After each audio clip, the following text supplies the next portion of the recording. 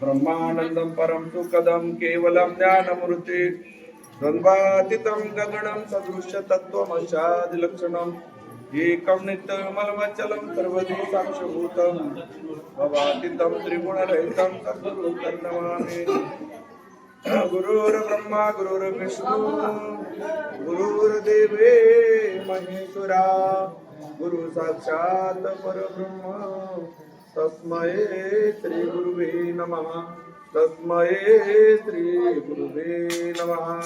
भक्तो, आता अधिक मास चालू आहे आणि म्हणून या अधिक मासाचं औचित्य साधून बोलू नका आमच्यावाले इशाऱ्यानं काम करा, न बोलता काम करा। अधिक मास चालू आहे आणि अधिक मासामध्ये आज आपण या ठिकाणी श्री गुरुमूर्ती संत समर्थ बाळगीर महाराज मठ संस्थान पिवळा या मठामध्ये पौर्णिमेचं औचित्य साधून, पौर्णिमा म्हणजे कशी असते, आरती पौर्णिमेची पूर्ण कळा ही चंद्राची, अवतार दत्त मूर्ती पूर्ण ब्रह्म स्वयं ज्योती आरती पौर्णिमेची। याचा अर्थ असा की पौर्णिमेला चंद्रालाही पूर्ण कळा येतात आणि 16 जीवन कळा चंद्राला येतात आणि 17वी ते जीवन कळा असते। आणि जेव्हा 17वी जीवन कळा येण्याचा दिवस असतो त्याला पौर्णिमा म्हणतात। मग त्यावेळेस 17वी जीवन कळा तिथे येते आणि त्या 17व्या जीवन कळेमधून स्वर्गामधून अमृत वर्षा होते आणि तो झालेला अमृत वर्षा जसा चातक पक्षी सेवन करते तसं आपल्याला सुद्धा ते सेवन करायचं आहे।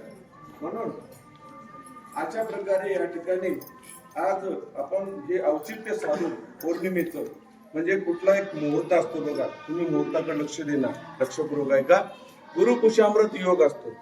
त्या गुरुकुशामृत योगामध्ये सुद्धा आपल्याला कुठलं हे असं साध्य करता येते, म्हणजे पोथी वाचन, नामस्मरण आहे की नाही, दान धर्म, जास्तीत जास्त नामस्मरणाला महत्व द्या, कारण नामस्मरणच हे एक मोठं साधन आहे। म्हणून आणि मग आपण या अधिक मासामध्ये हे सगळं करता, हे करत असताना आपण जे पारायण करत असताना या पारायणाचा उद्देश काय आहे, श्री गुरु चरित्र म्हणजे काय आहे, या श्री गुरु चरित्रामध्ये श्री गुरूंची कथा आहे।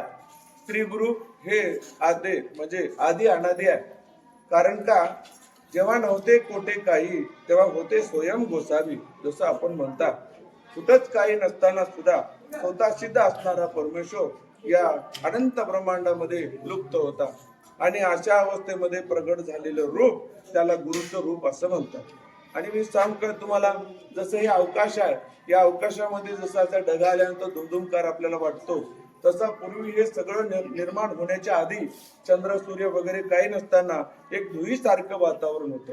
त्या धुळीसारख्या वातावरणामध्ये 2 शब्द नादाकार करत होते, धू आणि रू नावाचे शब्द। आणि काय झालं, एक त्या 2 शब्दापैकी एका शब्दाचा विस्तार झाला, अक्षर होते ते अक्षरले, पर ब्रह्म आकारले, ते तुम्ही विश्व उभारिले अवघे अर्धे अक्षरी, तय होता दुमदुमकार, अतर्क्य मूर्ती आगोचर, गुरु नाम 2 अक्षर भरले होते दुमदुमित। आता श्री गुरु चरित्र याचा अर्थ असा की श्री गुरुचं महत्व काय आहे, श्री गुरु म्हणजे काय शक्ती आहे, तर असा असणारा श्री गुरु आदि आणि अंती असणारा श्री गुरु। म्हणून ज्ञानेश्वर माऊली सारखे सुद्धा संत सांगतात, श्री गुरु सारखा असता पाठी राखा, इतराचा लेखा कोण करी, राजयाची कांता काय भीक मागे, मनाची आजोगे सिद्धी पावे, कल्पतरू तरवटी जो कोणी बैसला, काय उने त्याला सांगा मज, ज्ञानदेव म्हणे तरलो आता उदरलो गुरु कृपे।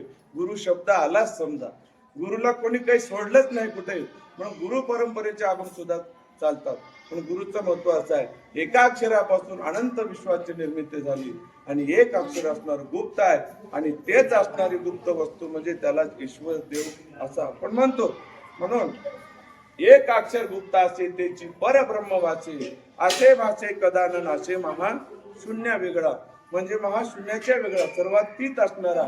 उदाहरणामध्ये आपल्याला आपल्या संसारात दुःख झालं की आपलं अंतकरण दुखते, पण तिथं दुःखही नाही सुखही नाही महाराज, अंतकरण दुखायचंही नाही ना अंतकरण सुखायचंही नाही। अशा अवस्थेमध्ये ज्यावेळेस आपण पोहोचता त्याला अवस्था अशी म्हणतात की आता आपण या संसारामध्ये संसार कसा आहे, सगळे जर म्हणतात संसार सागर दुस्तर भ्रांती मायापुर, पैसा उतरून मी पहिलं पार, असा संसार आहे. मग या संसारात म्हणजे पलीकडे कसं जायचं आहे, संसार खरा कितपत आहे याचा आपण विचार करायला पाहिजे. त्यावेळेस मग एकनाथ महाराज काय म्हणतात, वेगळं निघा की वेगळं निघा.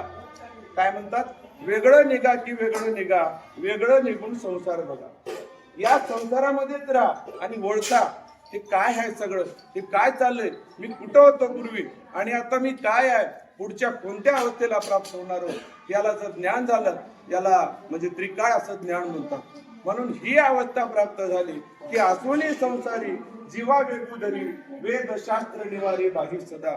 संसारात असून नसल्यासारखा परमार्थ म्हणजे संसार आम्ही करतो बघा, संसार हा करावाच लागतो, कारण प्रपंचाचा गाडा घेतल्याशिवाय दुसरं काही चालू शकत नाही. परमार्थ असो की प्रपंच असो, हे सगळं प्रपंचाच्या आधारावर आहे. प्रपंच हे सगळ्याचं मूलभूत मूळ आहे.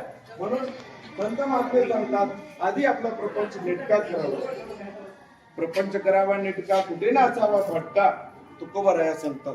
म्हणून आपण आपल्या आधी प्रपंच नेटका झाला की परमार्थ आपोआप आपल्याला साध्य होतो. असो हा विषय गुरुचा महत्व इथं मी थांबवतो आणि तुम्हाला श्री गुरु चरित्र काय ही कथा सांगतो. श्री गुरुचा अवतार म्हणजे कलियुगामधील दत्त प्रभूंचा अवतार आहे आणि तो कलियुगामध्ये सगुण रूपामध्ये झालेला अवतार श्री गाणगापूर क्षेत्र येथे म्हणजे आपल्याला त्या ठिकाणी श्री गुरूंचं प्रयाण स्थळ झालेलं असतात, त्याला त्रिवेणी संगम असं म्हणतात. ज्यावेळेस श्री गुरूंचा अवतार संपला त्यावेळेस श्री गुरु काय केले, जे संगम आपण म्हणतात, संगमावर आपण जे गुरुचरित्राचं पारायण करता, तिथूनच त्यांना अवतार संपवायचं होतं. ते आपल्या शिष्यांना सांगितलं, तुम्ही आता नदीच्या कडेवर थांबा, आता मला जायचं आहे. शिष्याने विचारलं, म्हणले महाराज कुठं जाता तुम्ही? मी जिथून आलो ना मला तिथे जायचं आहे, आता माझं कार्य संपलं. म्हणून त्यांनी काय केले महाराज, त्या नदीकडे पाहिले.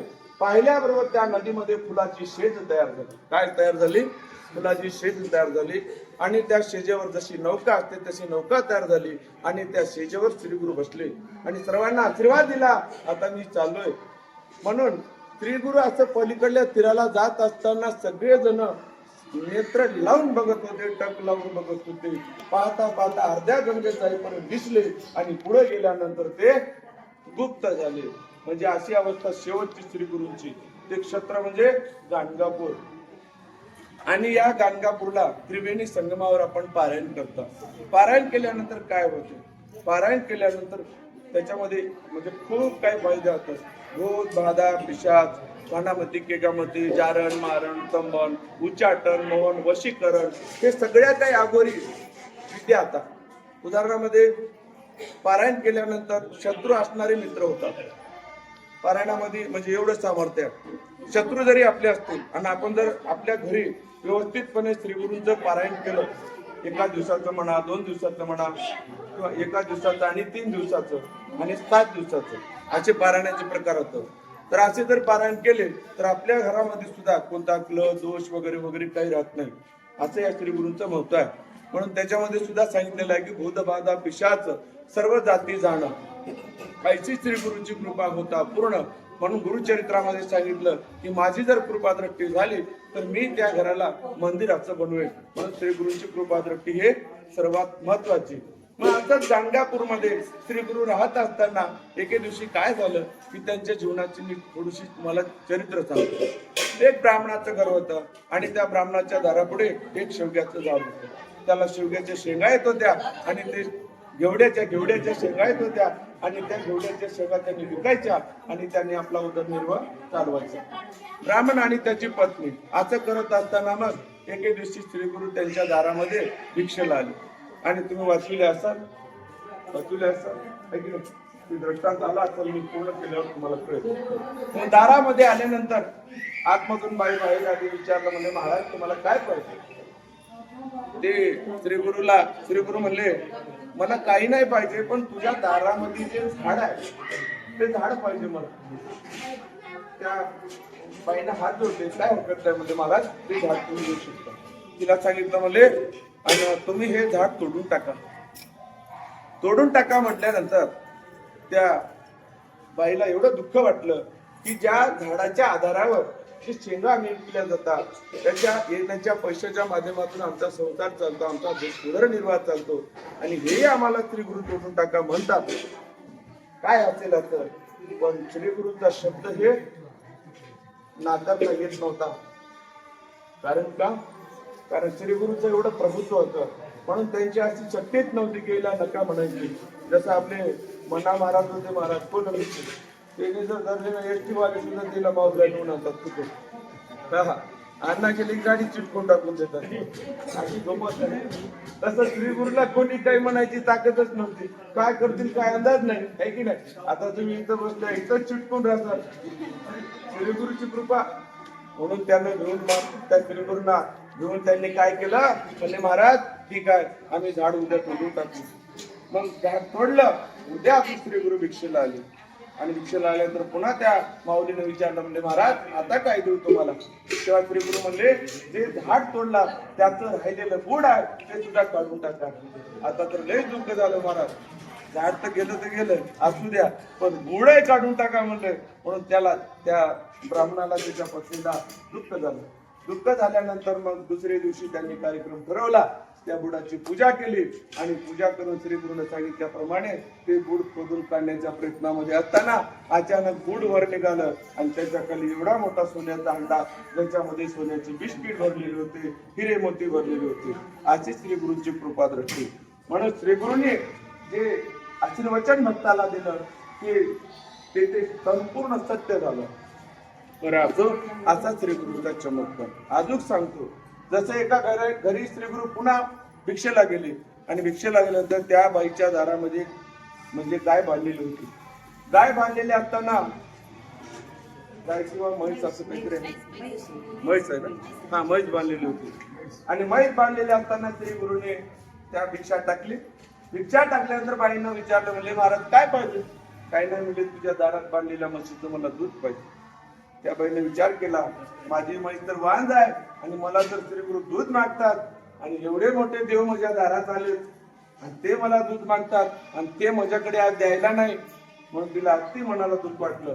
तिने विचार केला, आता आपण खरं सांगून टाकावं. म्हणून ते श्री गुरुला म्हणले, महाराज हे म्हैस जे आहे ते माझी म्हैस आहे, पण बऱ्याच दिवसापासून मी घेतली, पण ती वांज आहे. वांज असल्यामुळे ती दूध देऊ शकत नाही, म्हणून मी तुम्हाला दूध पेक्षा वाढू शकत नाही.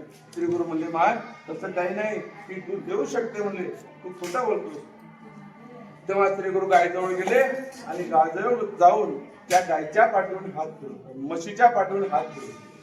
आणि म्हशीच्या पाठीवरून हात फिरवल्याबरोबर त्या म्हशीला पाना फुटला आणि दुधाच्या धारा सुरू झाल्या.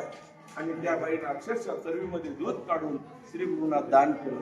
म्हणजे वांज म्हशीला सुद्धा पाना फुटतं एवढी ताकद श्री गुरुमध्ये आहे. हे वास्तविक तुम्हाला गुरुचरित्राचे छोटूशे प्रमाण दिलं. आता सांगतो, आपले सद्गुरू समर्थ बाळगीर महाराज हे सुद्धा कलियुगामध्ये शहादत प्रभूचा अवतार आहे, बरं का. जसं श्री गुरूंच्या चरित्र कथेचं आपण या ठिकाणी महत्व वर्णन केलेलं आहे, तसं ह्याबी गुरुचं वर्णन तसंच आहे महाराज. ज्या बाळगीर महाराजांनी अक्षरशः पाण्याचं तूप केलं, नदीच्या पाण्याचं तूप, वाहत्या नदीच्या पाण्याचं तूप, है की नाही. आपण नदीला नदी म्हटलं तर नदी आहे, आणि नदीचा जर आपण विचार केला नाही तर एक प्रकारचं वाहतं पाणी आहे. कहोसो गंगा माहू न कहोसो बहता पाणी, है की नाही. जर आपल्याला वाटलं, तुम्ही जर विचार केला तर हे गंगावर, तर खरीच ते गंगावर, नाहीतर वाहणार पाणी होय म्हणजे विचार केला तर वाहणार पाणी सुद्धा, है की नाही. जसा भाव तसा देव. त्याप्रमाणे महाराज बाळगीर महाराजांची त्या ठिकाणी नांदेडच्या ठिकाणी एक मोठा असा कार्यक्रम झाला. त्या कार्यक्रमामध्ये तूप पोळीचा भंडारा त्या काळामध्ये ठरवला गेला. तूप पोळी म्हणजे साधारण म्हणजे कार्यक्रम नाही महाराज, मोठा किचकट आहे. पुरणाच्या पोळ्या करणं सोपं आहे का मला सांगा. डाळ शिजवावं लागते, पुरण शिजवावं लागते, त्याला रगडावं लागते, पुन्हा त्याचा मुद्दा तयार करून पिठाचा मुद्दा करून त्याला गोळा करून त्याच्यामध्ये भरून त्याला पुन्हा लाटावं लागते, तेव्हा पोळी बनते. हा अवघड आहे, एवढा अवघड संसार आहे, तरी गोडच वाटायला. परमार्थ सोपा अवघड वाटत. हा कडू विषयी लागे गोडू, गोड विषयी लागे कडू जसं म्हणतात त्याप्रमाणे असं. म्हणून अशा प्रकारे बाळगीर महाराजांनी पंगत ठरवली, जेवण झालं. रात्रीच्या वेळेला मग कार्यक्रम संपल्यानंतर 11च्या वेळेला विदर्भातले भक्त मंडळी विदर्भातले भक्त मंडळी आल्यानंतर काही तुमच्यासारखे भक्त होते, म्हणजे भंडाऱ्यामध्ये तूप संपलं आपल्याला माहित होतं. आता रात्रीच्या वेळेला आल्यावर आपला तूप पोयता भंडारा झाला, भाजलेलं आहे की नाही, ते अवघडच आहे की जयांगी मोठेपणा जे आहे आता कठीण अवघड आहे मला. मग त्यावेळेस काय झालं, तूप संपलं. आई भक्त होते महाराजाला भीत गेले, कसं म्हणावं महाराजाला आता, भक्त तर आलेत, हाय ते वाढून म्हणला एक जणला तसं जण जमला. महाराजाला कळलं सगळ्याला मी तूप खाऊ घातलं, यायला जर तुम्ही जर वरण भात खाऊ घातल्या तर मग महाराज आपल्याला रागावतील. पण एक जण मला तसं जमतच नाही, महाराजाला म्हणून जवळ गेले महाराज आणि आपल्या भंडार घरामधलं तूप संपले, भक्त आलेत वराडचे, कमीत कमी 100 भक्त होते. मग आता काय करावं, मोठा बंद. त्यावेळेस महाराज म्हणजे बापू आता एक पर्याय आपल्याकडे, आपल्याला जेव्हा कोणीच काही देणार आहे की नाही, जेव्हा कोणीच काही देणार तेव्हा नक्कीच आपली गंगा माय देते म्हणजे आपल्याला.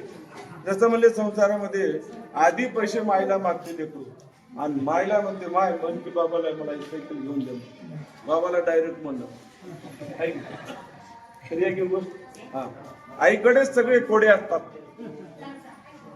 आणि त्याला माहित असते की आई आपल्या वडिलांना व्यवस्थितपणे समजून सांगून नक्कीच पैसे काढून मला देते.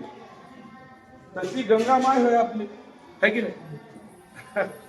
विषय घडण्यावर का लक्षात घ्या, जशी आपली आई देते तशी ते गंगामाय आई होय हे फक्त बाळगीर महाराजाला माहित होत आणि त्यांचा तो विश्वास होता. आज आपण गुरुचरित्राचं पारायण केलं, तुमचा विश्वास आहे की नाही, महत्वाचा विश्वास आहे.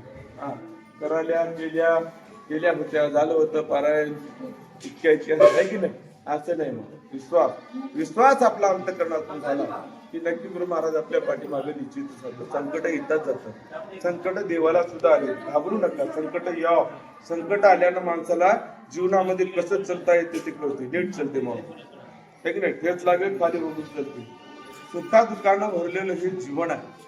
बापूजी पाटील बाळगीर महाराज वेळी नव्हते, त्यानं काय म्हणले, सर्वात मोठं दुःख म्हणजे जन्म मरणाची व्यथा, बापूजीची चुकवी जाता. गुरुला म्हणले महाराज मला कुठलंच काही नको, पण सर्वात मोठं दुःख जन्म मरणाची लय व्यथा आहे. कोणीच सुखी नाही तर बसले, कोणीच सुखी नाही तर बसले. खरं सांगा कोणी सुखी आहे? कोणाला कोणता प्रॉब्लेम, कोणाला कोणता प्रॉब्लेम, कोणाला सगळेच घरात सुखात हात तर शरीर साथ देणार, अवघड आहे की नाही.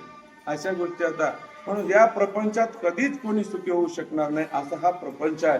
बाळगीर महाराज जे असणारे ज्यांनी पदाची रचना केली है की नाही, त्यांनी सुंदर अशा शब्दामध्ये बापूजी पाटलांनी सांगितलं, कशी फुल पडले मातीत जाते काया, अजून का तुटे ना माया. पद किती सोपं आणि सरळ आहे, आपल्याला सहज समजते. कशी फुलं पडली है की नाही, आणि फुलंच महाराज फाता फाता म्हातारे झाले आपण, है की नाही. फाता फाता दात पडले, फाता फाता काना भैरे झाले, फाता फाता काय मग असं गच्छ करायले. आमच्या सगळं टकाटक उड्या मारलेली यावरच्या, है की नाही. अशी अवस्था आहे संसारात, कधी काय होईल याचा काय भरोसा नाही. म्हणून त्यासाठी आपण जे अध्यात्मामध्ये जे आपल्याला शांती मिळते, सुख मिळते, समृद्धी मिळते, देवानं आपल्याला दिलं काय न दिलं काय, देवानं आपलं नशीब आपल्या समोर टाकलेलं आहे. ते तुम्ही मागा ना मागा ते तुम्हाला मिळणारच आहे, मिळणार नाही असं नाही. पण आपलं सुद्धा जे आचरण असणार सरळ पाहिजे महाराज. म्हणून जसं बाळगीर महाराज सांगतात, जर आनंद मालकाला प्राप्त करायचं असलं, दत्त मालकाला प्राप्त करायचं असलं तर नामस्मरण करावं लागते आणि देव आपोआपच आपल्याला पावतात. आणि आपली जी असणारे विचार, आपले असणारे वासना, माता परदारा परद्रव्य माते जाणून या चित्ती आनंद भजा, जसं सांगतात परस्त्री माते समान परधन माती समान. बाळगीर महाराजांचे म्हणजे सडेतोडाचे उत्तर असणारे शब्द बापूजी पाटलांचे, सडेतोड त्यांनी सांगितलेलं आहे. तसं बापूजी पाटलांनी सांगितलं की बाबा जसं संसारामध्ये आपल्याला भूल पडली आणि त्या भूलीचं इंजेक्शन म्हणजे भूल विसरण्यासाठी आपल्याला एकमेव उपाय म्हणजे परमार्थाचा आहे. कुठंतरी इथं आपल्याला मनाला शांती मिळते, म्हणून त्यासाठी हे तूप कमी पडलं. बाळगीर महाराजांनी सांगितलं म्हणजे माय आता काही विचार करू नका, जा म्हणजे गंगा माय माय दूध देते. 4-5 जण अशा मोठ्या मोठ्या घागरी घेतल्या, घेऊन गंगामाईला गेले. गंगामाईला दोन्ही हात जोडले, म्हणले माय, आणि हे आमचं काही, आमच्यामध्ये अशी काही कुवत नाही की आम्ही तुम्हाला तूप सुद्धा मागू शकाल, अशी आमची आस्ती नाही. पण आमच्या गुरु महाराजांनी आम्हाला आज्ञा केल्यामुळं आमच्या गुरुमाऊलींनी सांगितलं की माझ्या आईला जाऊन तूप मागून आणा. काय अधिकार असेल, है की नाही? बाळगी महाराज गोदावरी मातेला आई म्हणाले, है की नाही? माझ्या आईला मागून आणा म्हणून त्या गोदावरी मातेला हात जोडले आणि त्याच्यातलं पाणी भरलं, भरून डोक्यावर घेतलं. जसे जसे महाराजाकडे येऊ लागली तसे तसे ते डुळकणाऱ्या घागरी आपोआप स्तब्ध झाल्या, शांत झाल्या. सुंदर असं रवेदार तूप तयार झालं, सुगंधित एकदम. त्याला काय बोलायचं? गुरु महाराजांचा प्रसाद म्हणजे काय? पावला प्रसाद आता भाग्य उदय आले, सद्गुरु स्वामीने माया विरहित केले. मायेच्या विरहित करणारा म्हणजे परमेश्वरच होय, परमेश्वराशिवाय काही नाही. म्हणून आपण भक्ती केली की आपले विचार बदलतात, आपली राहण्याची श्रेणी बदलते, आपल्या मनाची अवस्था बदलते, आपल्या चित्तेची अवस्था बदलते आणि अंतःकरणाची सुद्धा भाव शुद्ध होते. आणि त्याच्यामुळं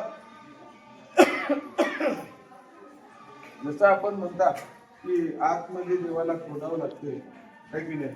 कोंडू कोंडू धरीना जीव, कोंडू कोंडू धरीना जीवा. जरी कोंडलं तरी ते देव मोठा पुढे हवरतात. बाळक कधी निघून जाईल याचा अंत नाही. का तर आपल्यासारखे लाखो करोडो भक्त या जगामध्ये आता, जे भक्त असे आता महाराज आपण तर काहीच नाही, है की नाही? शरीराचे कातडे जरी निघाले, पायाचे चमडे जरी बाजूला पडले तर त्या मालकासाठी मागे येणारेच नाही.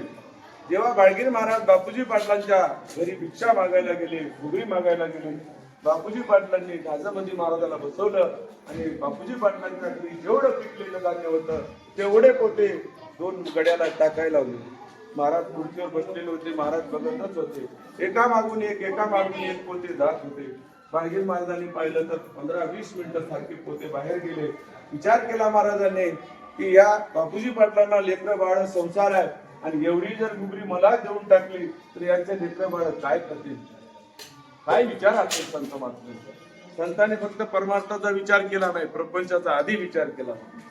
कारण प्रपंच असा चांगला आहे, खरंच आहे. कारण शास्त्रकारांनी सांगितलं की सर्वात मोठा आश्रम म्हणजे गृहस्थाश्रम आहे, काही नाही. गृहस्थाश्रम एवढा आश्रम दुसरा कोणता श्रेष्ठ नाही, मोठा नाही. संन्यास आश्रम म्हणजे बघा अवघड होय. संन्यास असो, वैराग्य असो, विरागी, त्यागी, भोगी, जोगी, संन्यासी, तापसी, मुनी, है की नाही? जटिल, जंगम, देवडा, दरवेश, मलंग, फकीर, अनेक प्रकारचे वेगवेगळ्या स्वरूपाचे सुद्धा. पण अशा प्रकारे बाळगीर महाराजांची जे गोदावरी मातेचं तूप झालं, सगळ्या भक्तांनी खाल्लं. सगळ्या भक्तांनी तूप खाऊन सगळे भक्त तृप्त झाले आणि त्यावेळेस सगळ्या भक्तांना आनंद वाटला की खरोखरच साक्षात पाण्याचं जेव्हा तूप करणारा साधू महात्मा तो माणूस नसून देव आहे. म्हणून शहादत्ताचा अवतार सखा माझा बाळगीर, सद्गुरु समर्थ बाळगीर महाराज सुद्धा स्वामी समर्थ महाराजांसारखे दत्ता अवतार, गजानन बाबा सारखे दत्ता अवतार, आपले शेगावचे गजानन बाबा हे सुद्धा दत्ता अवतारच. म्हणजे दत्तप्रभूंचे अवतार एवढे झालेले असतो, तसा बाळगीर महाराजांचा एक कलियुगामधला अवतार. म्हणून बाळगीर महाराजांनी अवतार घेऊन, कारण का एका घरी महाराज बसले होते. तुम्हाला छोटे छोटे दर्शन बसल्यानंतर काही गलीच्या महिला आल्या, बाया माणसं आली, महाराज झाले म्हणून दर्शन आलं. एका माऊलीने महाराजांचं दर्शन घेतलं. महाराजांच्या तोंडातून सदस्य शब्द गेला तर काय पुत्रवती भव म्हणून त्यांनी त्या माऊलीच्या पाठीवर हात ठेवला. त्या बाईने महाराजांच्या तोंडाकडे बघून डोळ्याला म्हणजे पदर लावला आणि रडू लागली.